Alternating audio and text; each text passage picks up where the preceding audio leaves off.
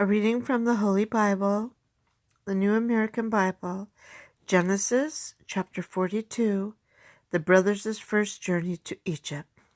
When Yaakov learned that grain rations were available in Egypt, he said to his sons, "Why do you keep gaping at one another? I hear," he went on, "that rations of grain are available in Egypt. Go down there and buy some for us, that we may stay alive rather than die of hunger." So 10 of Yosef's brothers went down to buy an emergency supply of grain from Egypt.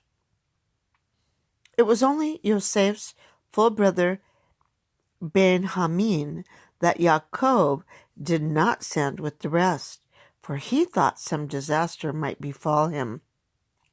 Thus, since there was famine in the land of Canaan, also the sons of Israel were among those who came to procure rations. It was Yosef, as governor of the country, who dispensed the rations to all the people.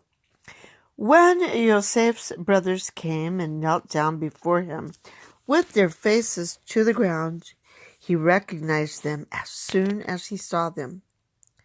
But he concealed his own identity from them and spoke sternly to them. "Where do you come from?" he asked them. They answered, "From the land of Canaan, to procure food."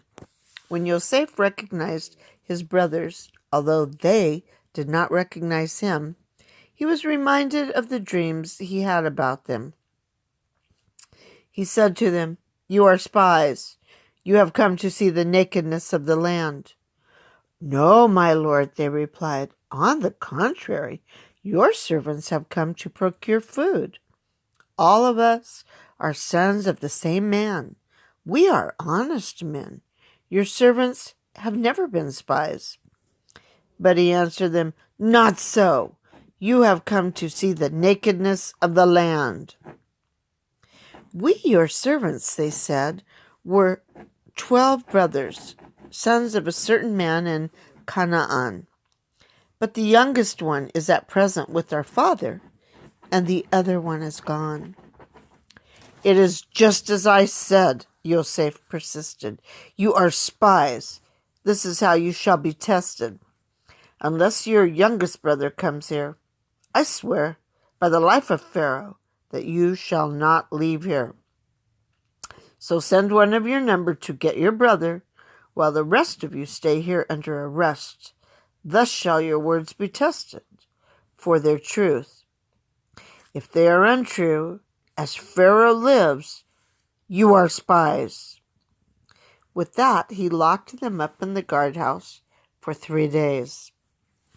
On the 3rd day, Yosef said to them, "Do this, and you shall live, for I am a God-fearing man.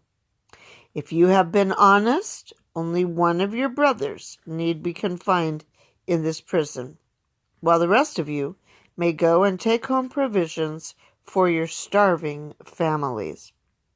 But you must come back to me with your youngest brother. Your words will thus be verified, and you will not die." To this they agreed. To one another, however, they said, "Alas, we are being punished because of our brother. We saw the anguish of his heart when he pleaded with us, yet we paid no heed. That is why this anguish has now come upon us. Didn't I tell you," broke in Reuben, "not to do wrong to the boy? But you wouldn't listen.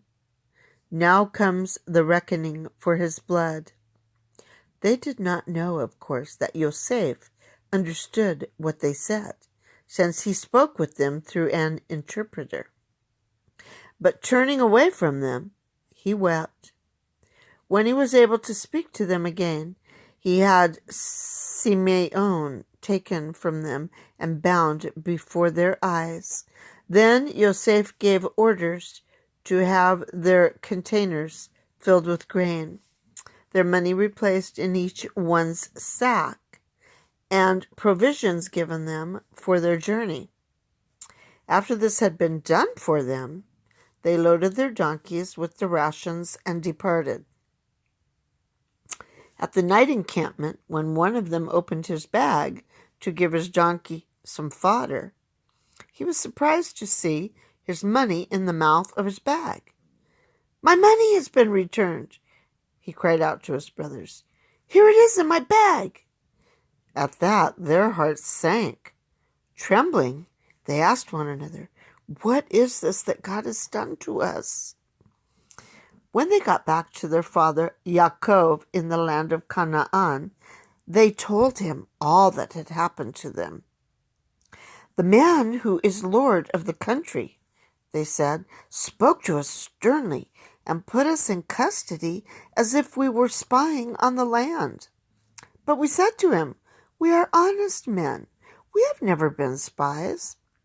There were 12 of us brothers, sons of the same father, but one is gone, and the youngest one is at present with our father in the land of Canaan."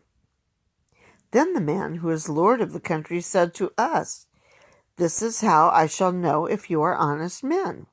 Leave one of your brothers with me while the rest of you go home with rations for your starving families. When you come back to me with your youngest brother, and I know that you are honest men and not spies, I will restore your brother to you, and you may move about freely in the land."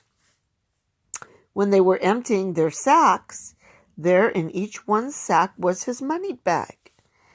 At the sight of their money bags, they and their father were dismayed. Their father Yaakov said to them, "Must you make me childless? Yosef is gone, and Simeon is gone, and now you would take away Benjamin? Why must such things always happen to me?" Then Reuben told his father, "Put him in my care. I will bring him back to you. You may kill my own 2 sons if I do not return him to you." But Yaakov replied, "My son shall not go down with you. Now that his full brother is dead, he is the only one left. If some disaster should befall him on the journey you must make, you would send my white head down to the netherworld in grief."